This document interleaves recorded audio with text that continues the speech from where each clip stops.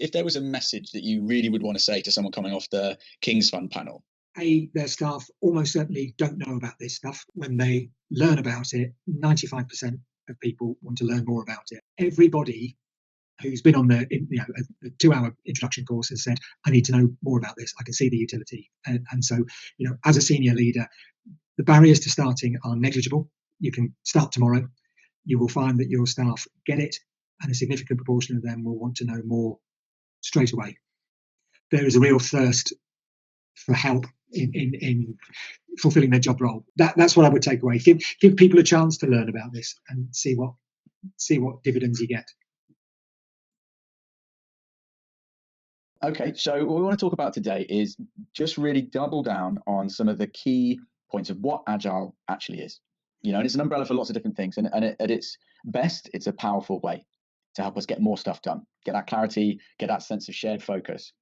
But at its worst, and we know it's overused, it's a buzzword. We're just going to make this more agile, and no one really knows what that means. And some leader likes it, and then they leave, and then everything crumbles apart. So, we want to get into the reality of where this is most useful in healthcare, where you've seen it really resonate, and where we actually kind of want to take some specific principles and practices into what we could do tomorrow. So a little blend of kind of just getting some of your experience, your journey, but also what some things that you could take away tomorrow and start working on with your teams.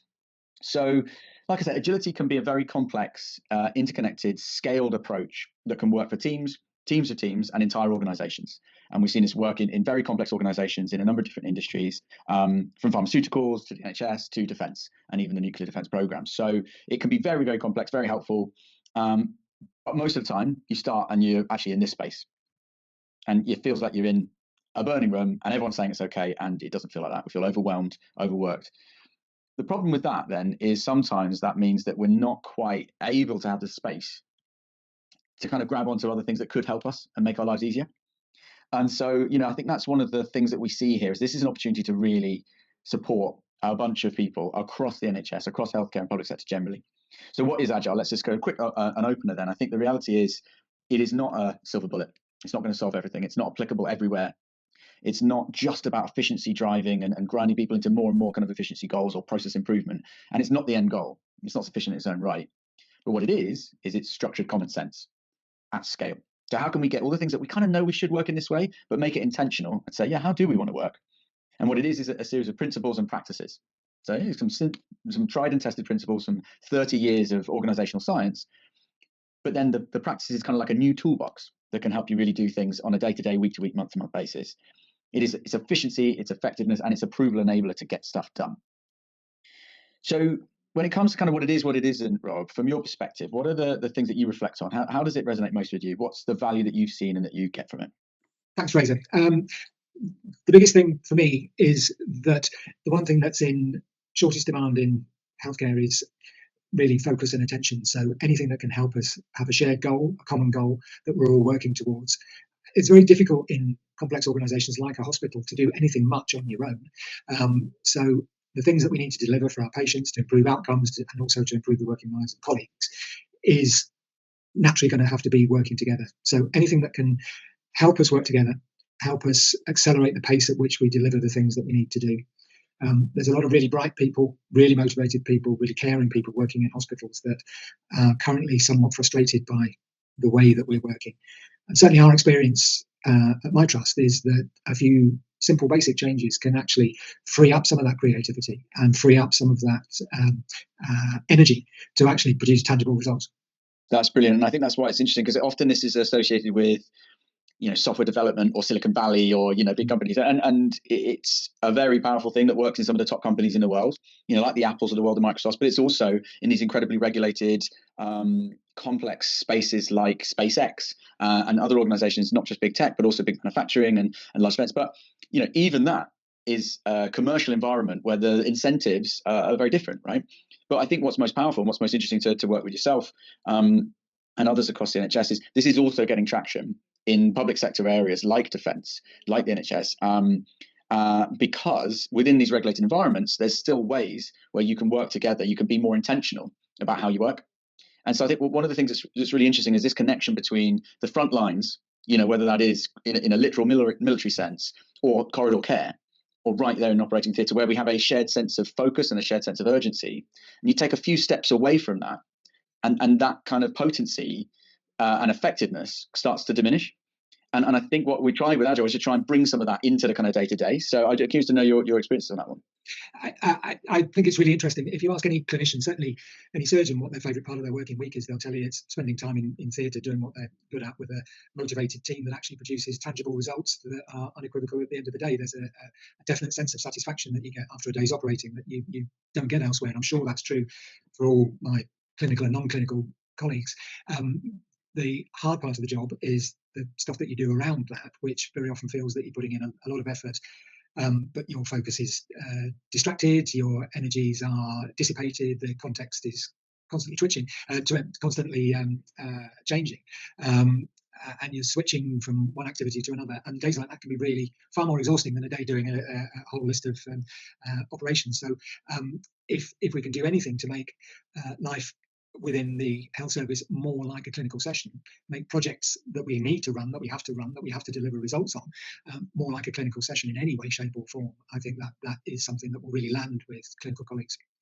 Yeah, definitely. And I think that is one of the things that, the point of these kind of cycles that we go through in Agile, and these kind of cycles of shared focus, is very much like the scientific method. It is kind of, let's plan to do something, let's do it, see how we go, review, and then improve, and that kind of cycle. And so I think that's some of the kind of, like I said, the potency that we've seen being quite well received across healthcare. For you specifically then, Rob, what's your journey been like? How have you become exposed to some of these principles and practices from agility? Well, interestingly, I got into it through an interaction with a little startup project that we started to look at electronic consent, and that's something that's been knocking around for a little while. And we started a project on that. The project didn't really go anywhere, but what we did do is, in working with our software developers, is get exposed to a very simple Kanban board, a very simple Scrum board approach, where the project, which was reasonably complex, was broken down into much smaller bite-sized chunks. And because we were dissipated throughout the country, we looked at that board on a fortnightly basis, and we had 3 simple columns: to do, doing, and done. So we created a backlog of project components that we needed to work on in order to achieve our business goals. Now, the business didn't go anywhere, but it sufficiently intrigued me because it seemed highly efficient and effective and very visible. Perhaps as a surgeon, I've got a visual memory, but I like being able to see a project laid out in front of me, and it led me to do a bit more background reading, which is where I came across Jeff Sutherland's book on Scrum, and it's caused me to get a bit more education around that. And the more I learned about it, the more I felt that it really had something to offer. So perhaps we'll touch on it later. I've used it in my personal life and my professional life for a good number of years now.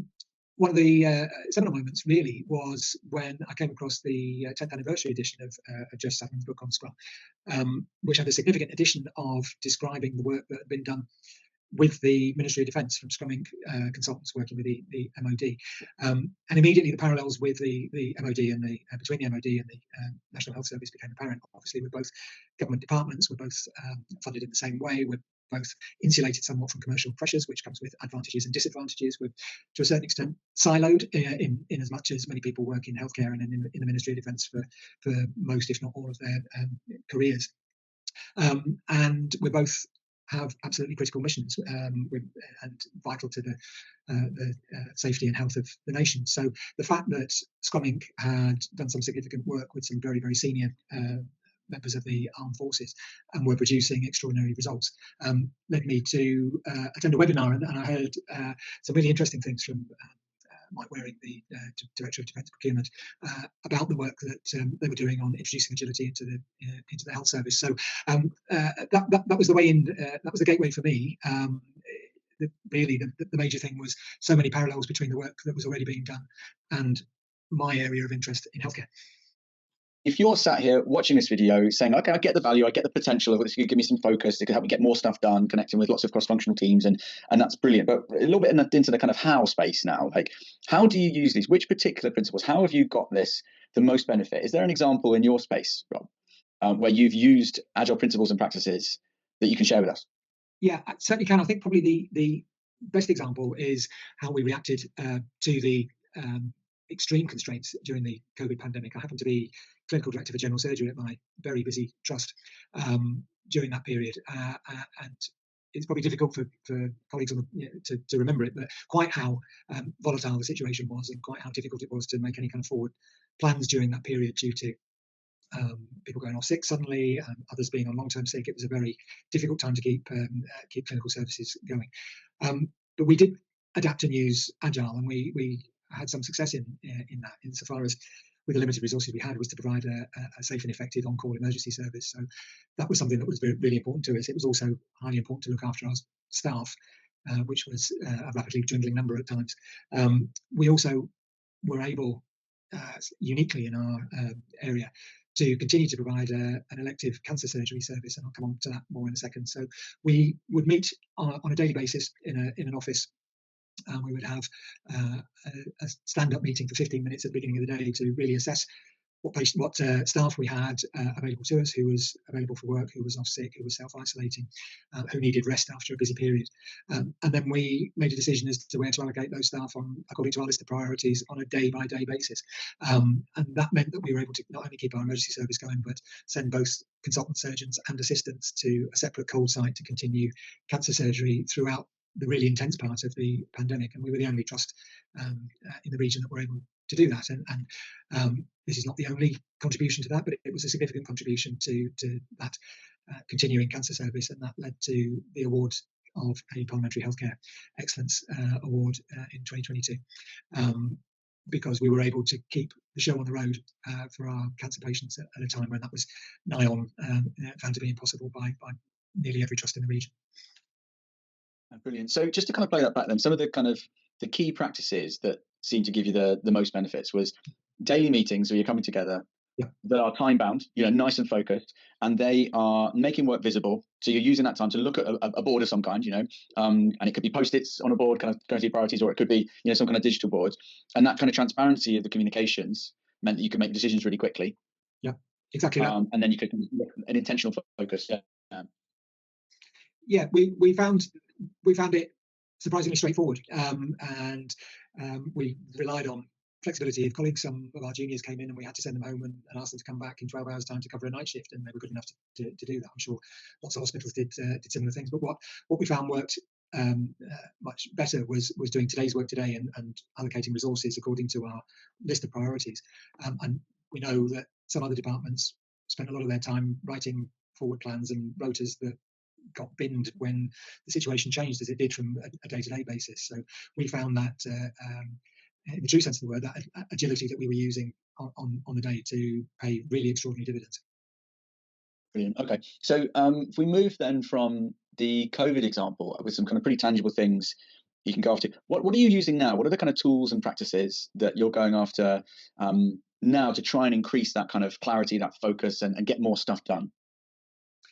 Well, I think probably the best example and this is really has multiple applications in a hospital with particularly senior people who are chronically overcommitted, is the ability to do asynchronous communication, but not necessarily through email, because email is, as everybody knows, is very undifferentiated and extremely difficult for many people to keep on top of. So what we have used, and I'll give you a quick example of how we've used it to deliver things with real speed and to really accelerate another what would otherwise be a very laborious process, is that we've used an online resource called Trello. That's a free software service that enables teams to work in an agile way. So the example that we'll pull up now, and I will share my screen for you. This is a very simple Kanban board or Scrum board, where tickets are created for a number of items in a backlog, which is essentially a to-do list, and things as they're being worked on are brought into the to-do column, and then once they're completed, they're shifted across into the doing and then done. So we have tickets that can move across. So this is a very simple structure, and this is the structure that we used when we were doing our software project back in the day, and when I was introduced to the concept of agile working. So this is effective, it's very visual, it's a situation whereby everybody can easily assimilate at what stage the project is at, really in a heartbeat. what's so great about using Trello, and it's a very kind of a common tool, like you said, it's available, it's free. You just can set up an account free of charge, and then you can share it with your colleagues, and you can all work on it. And because it's on the cloud, right, you can all kind of log in, see the same version of the truth.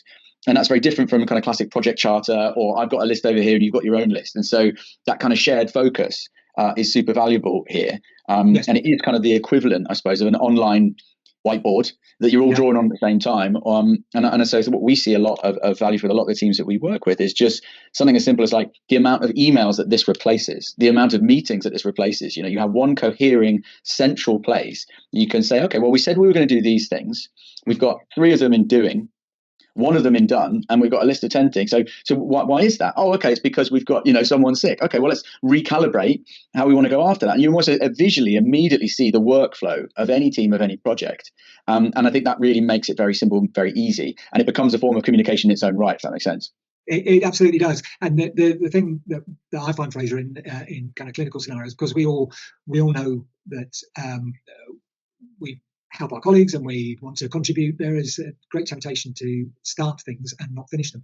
So this gives a very clear picture of what the team is actually doing, and are they actually concentrating on the most important things, or is there a temptation to start doing too much and not actually get any of it to the point at which it's providing value when it's done.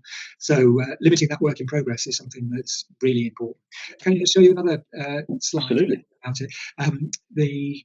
Back in 2018, the rules for, I'm a general surgeon, so I do emergency laparotomies and such like. And as I was clinical director, there was a requirement to produce a pathway in fairly short order by New Year's Eve in 2018 from the NHS. And if we didn't produce a pathway, we were going to lose a significant amount of money on each operation that we did. And our associate medical director started off with the prospect of organising a meeting of stakeholders, bringing everybody together, and as everybody knows, trying to bring busy clinicians together is now impossible. So we were on the 3rd iteration of emails about when might you be free, and we were going to miss the deadline. So I set up a Trello board and invited the relevant people to it. We eventually had the meeting scheduled by the assistant medical director, which was due to initiate the project. Because we'd worked collaboratively in this asynchronous way online, the project team were actually able to deliver to her the completed pathway at the meeting that had been scheduled to start the project. So we'd actually delivered the outcome at the time. Yeah, so we found as a team that this really sort of put rocket boosters on our ability to deliver something in good time. But there's, it is a tool. It's something that can be adapted. And if you've got a second, I'll show you how I use it in a somewhat different context, insofar as I do some medico-legal reporting, and the process of preparing a legal report, like any report or any piece of work, really is easy to break down. So, for example, if I get sent an instruction from a solicitor, it goes in my column that says can't start until I get all the information I need, and then as time goes on, I can move that through the various stages of me scheduling some time to do it, actually doing the report, dictating it going off to my secretary, and then getting typed, and then ending up as something that is actually submittable to my solicitor colleagues, so that they've got some useful output to work with. So you can use these tools, but as we've discussed on previous occasions, they are just tools, and they just support this idea of iteration, learning, moving forward in short periods of time. Yes, I think what's great is we speak a lot about the kind of principles and the practices, and one of the principles I think you're modelling through all of these tools and the usage is the kind of transparency piece, making work visible, increasing the clarity of what we're going after together, and you don't want to keep sending 5 emails to say, are we all on top of that? We know what we're doing. What's in doing? What did we say we were going to do? But if you've got a board like that, a very visible demonstration of the work we set out to do and the flow of work that's important to you, I think that's incredibly powerful, because it does a lot of the communication and the clarity and the focus for you. And then the meetings around that, the behaviors around that, and that's the kind of special source of Agile, is that you've got a clear sense of what you're going after. You've got that backlog. And then you've got the meetings and the behaviors around that, which emphasize that. So if we said, okay, daily we're going to come and look at those boards, we're going to decide who's on what, is everyone okay with that? We're going to go then distribute and then crack on with that work. It's incredibly powerful, because then you don't need to keep checking in, because you're all clear and you're assigned. And that's so simple, But like we say, it's structured common sense. The structure bit comes in. Well, do you do that, 5 days time? Do you do that on a Monday morning, in 3 months' time? So, as much as this can be powerful and having these cycles of coming together, understanding what we're doing, updating an online board, and then going away, it is also down to the discipline. And so where's your thoughts on that? Yeah, I'll tell you a little story actually.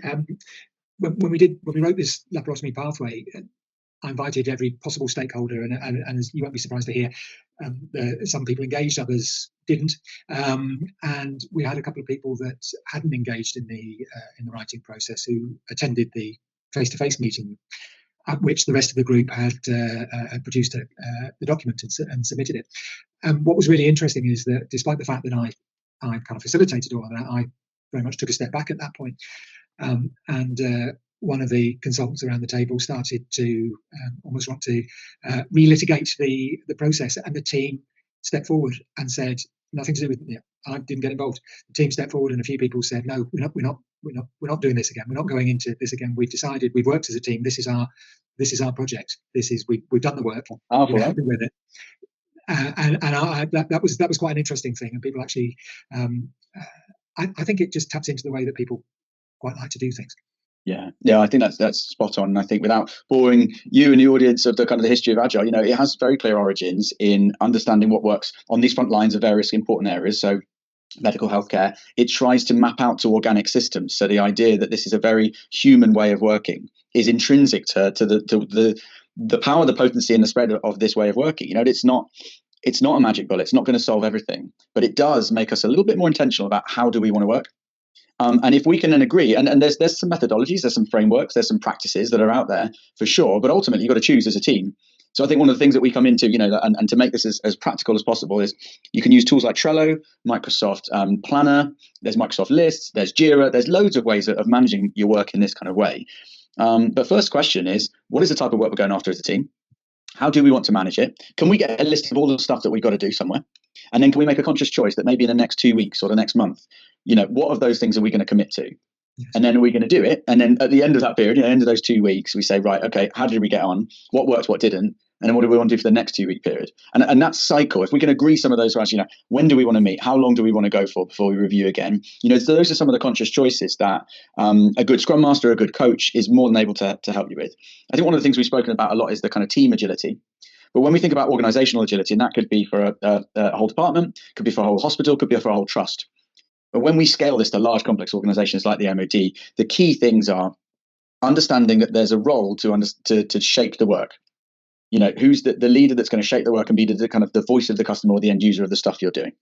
But it's also really useful to have this role, what we call the Scrum Master. You can call it anything, the process leader, the person that just is the kind of coach of the team. And that's really useful to make those two roles very separate. Someone who's understanding why we're doing this and then understanding how we're doing it, and having those two roles constantly in kind of harmonious conflict to understand that's what really protects teams from burnout and says, well, I know we want to go after that, but actually, how do we go after it? And we can't do that. The last 3 times we did this, the last 3 cycles, the last 3 sprints, as we call them, when we went through this loop, we planned more than we did. Or why don't we in the next cycle maybe plan slightly less, go after that and get it done well? So these roles are really important as you start to scale across an organization, as well as things like identifying the biggest blockers. And once again, if you go through 3 loops of 2 weeks and you keep raising the same blocker, well, that's a really good opportunity for someone to take that to management or leadership to say, well, we've got this systemic thing. It keeps coming up. It keeps blocking us. And so leadership, if you're looking at this as an opportunity, like yourself, and you imagine lots of teams working to you in this way, you've got so many opportunities to connect working teams to leadership to say, what are the biggest problems? And then we're all clear on the priorities. And that is such a unique opportunity to get that golden thread. I think that's when it scales and when it's very powerful. I completely agree. And I think you have to go through a process. And this is certainly something that it looks from what I've learned from the MOD that they've gone through, is that you have to be okay with not being very good and not being very quick at the beginning. Because when you start measuring and you start realizing actually how little of all the various things you're committed to you're actually getting done on every fortnight or every month, that can be quite salutary. But it's important for exactly the reason that you described, because there may be systemic issues that can be addressed that are slowing the project down. And until you realize quite how slowly you're going and quite what the impediments are, then you can't seek to address any of those. So I think it is a bit of a necessary cathartic process to do that. It is, yeah. And I think one of the things that we see a lot in healthcare is that the ability to just visualize all the stuff and then make a conscious choice. I can't do it. Okay, maybe over the course I've got to do all this stuff. But over the next 2 weeks, what do I consciously want to choose to do? And that really, really helps with relieving the overwhelm that we all face, and certainly frontline workers. So those are some of the things that we want to bring in, and we hope that this session can start to inspire people watching to try some of these things. So loading to Trello, think about how you can get more clarity, get more focus, get more work done by visualizing the work, having a cycle of shared focus, whether that's 1 week, 4 weeks, whatever you choose to make sense of your space, and then looping that, coming back in that time and reviewing it. And that's where I think could be valuable.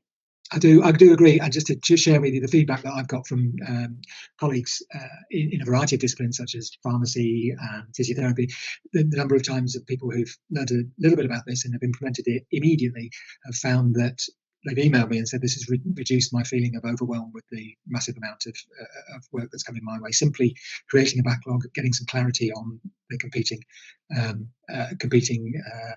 issues that they've got to address, and realizing that they're not Superman or Superwoman, and they can actually decide what's most important and address that in a structured way. They found it immediately useful, and that's something that I wasn't expecting to hear, but people tell me quite frequently. Yeah, no, and that's brilliant, and that's exactly so critical at this point in the NHS when we're looking to do more with less, to get further where we can. I think it's an incredible part of the mission. It's a big part why we're here. And I think if you're asking yourself, well, that's great, what does that mean? We're trying to give you some tools today through this conversation to kind of things that you can take back tomorrow and start using with yourself, with your teams. If you're thinking about, well, how do we get a team together and how do we manage that? And what does that look like? Or what could that look like, a series of teams? These questions are exactly the kind of things that we want to talk through. And we're more than happy to follow up with the discussion. So if there is something you'd like to follow up with, obviously, please be in touch. And myself or Rob are more than happy to kind of field some of these questions and share some of the learnings and some of the opportunities from across public sector. But yeah, thanks very much for your time, Rob. Really appreciate that. I've enjoyed it. Thank you, Fraser. If there was a message that you really would want to say to someone coming off the King's Fund panel? Everybody who's been on the 2-hour introduction course has said, I need to know more about this. I can see the utility. And so, as a senior leader, the barriers to starting are negligible. You can start tomorrow. You will find that your staff get it, and a significant proportion of them will want to know more straight away. Yeah, and like I say, we've got people saying, "Oh, I've set up 3 Trello boards," or somebody else said, "I've ordered myself a whiteboard. I'm going to do. When are you going to do something? To follow up on this? I need more time. I want to do more." So once they hear about it, and in the context of their job, not in abstract terms, they want to learn more. That's what I would take away. Give people a chance to learn about this and see what dividends you get.